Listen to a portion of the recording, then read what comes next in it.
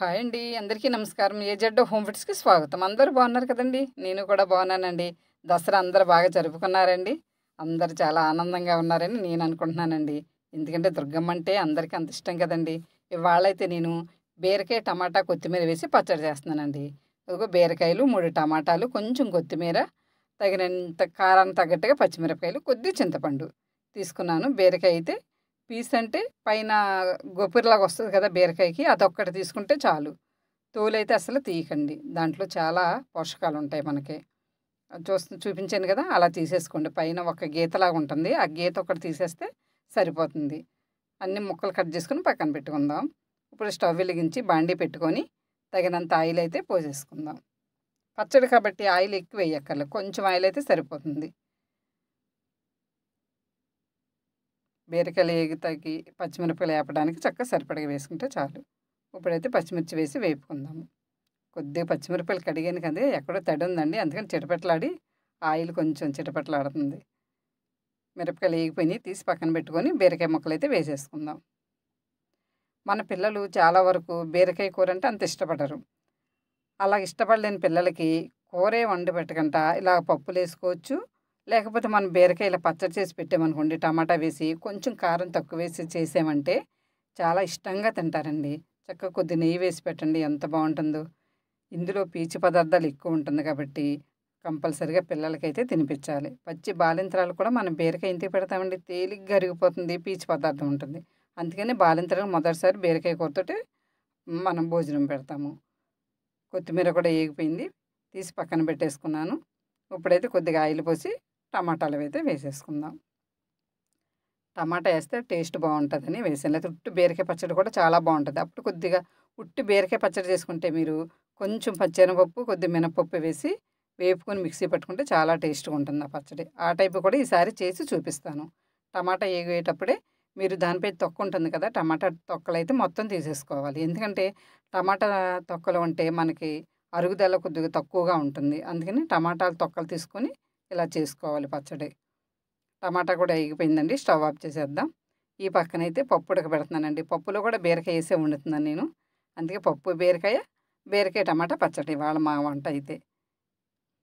ఇప్పుడు చల్లారిపోయినాయండి అన్నీను. మిక్సీ అయితే పట్టేసుకుందాం.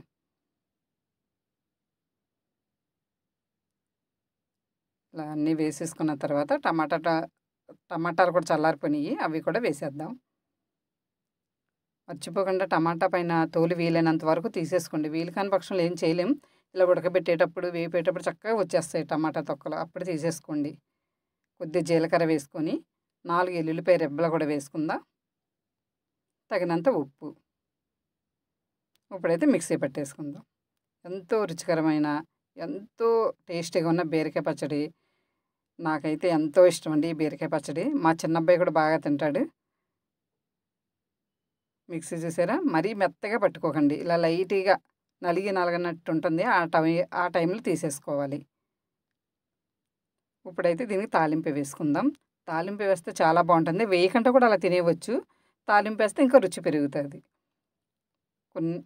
చిన్న స్పూన్ తోటి 1 స్పూన్ ఆవాలు, 1 స్పూన్ మినపప్పు, శనగపప్పు, కొంచెం జీలకర్ర, కొద్దిగా వేగిన తర్వాత ఎల్లుల్లి రెబ్బలు 2 మెత్తగా దంచుకొని వేసేసుకుందాం.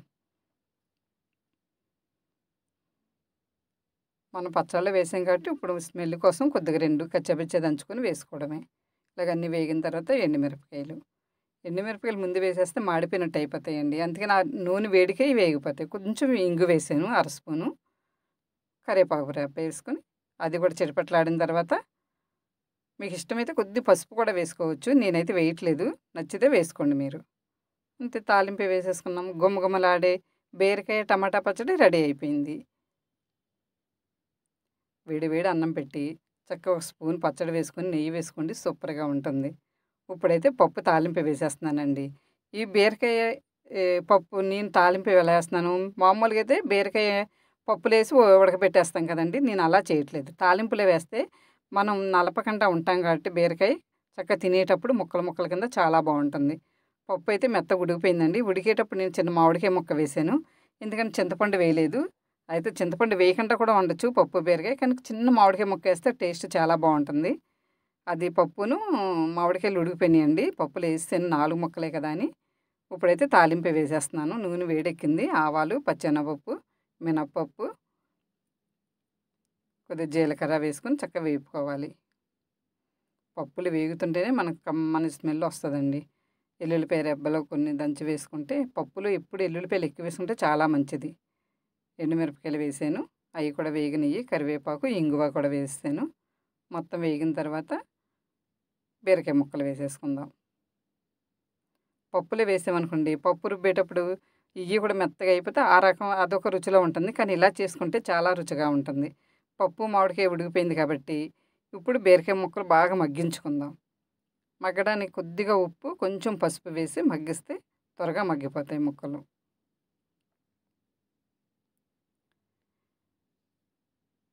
ఎంతో పోషకాలతో ఉన్న బీరకాయలు మనకెంతో ఆరోగ్యాన్ని ఇస్తాయండి. బీరకాయ పప్పని, దోసకాయ పప్పు ఇలా రకరకాలుగా వండుకొని తింటే రోజు పప్పు మొత్తం మీద ఏదో రూపంగా మన బాడీలోకి వెళ్ళిందనుకోండి పప్పు, పప్పులో మాంసకృతులు ఎక్కువ ఉంటాయి కాబట్టి చాలా పోషకాలను ఇస్తుంది. అందులో బీరకాయలు వేసామనుకోండి పీచు పదార్థం కదా, ఇంకా మంచిగా ఉంటుంది మనకి. బీరకాయ పచ్చెనపప్పు కూడా చాలా బాగుంటుంది. ఈసారి బీరకాయ పచ్చెనపప్పు కూడా ఎలా తయారు చేయాలో మీకు చేసి చూపిస్తాను. ఉప్పు, పసుపు, కొంచెం కారం కూడా వేసి బాగా మగ్గించాను. ముక్కలైతే చక్కగా మగ్గిపోయినాయండి. ఇప్పుడైతే పప్పు ఇందులో వేసేసుకుందాం. మెత్తగా ఉడికిపోయింది కాబట్టి నేను అసలు పప్పు రుబ్బలేదండి. 2 కలిపి వేసుకుంటే చక్కగా ఉడికిపోద్ది కాబట్టి ఇంక రుబ్బే పని ఉండదు మనకి. అంతేనండి. మీకు కొద్దిగా పలచగా కావాలి అనుకుంటే కొద్దిగా వాటర్ వేసుకుంటే ఉడికేటప్పటికి కరెక్ట్‌గా సరిపోద్ది మనకి. నేనైతే కొంచెం వేసానండి. వేసి ఒక్కసారి కలుపుకొని అలా సిమ్‌లో పెట్టి ఒక 5 నిమిషాలు ఉంచుకుంటే చక్కగా ఉడికిపోద్ది మనకు పప్పు. గుమగుమలాడే పప్పు, బీరకాయ రెడీ అండి. వేడి వేడి అన్నం పెట్టుకున్నాను. ఇదిగో పచ్చడైతే వేసుకుంటున్నాను. నాకు బీరకాయ పచ్చడి అంటే చాలా ఇష్టం అన్నాను కదా! పప్పే వేసుకుంటున్నాను. పప్పు, మామిడికాయ, బీరకాయనండి. పులుపు బదులు మామిడికాయ ఏసాం. అంతే. లైక్ చేయండి, షేర్ చేయండి, సబ్స్క్రైబ్ అవ్వండి.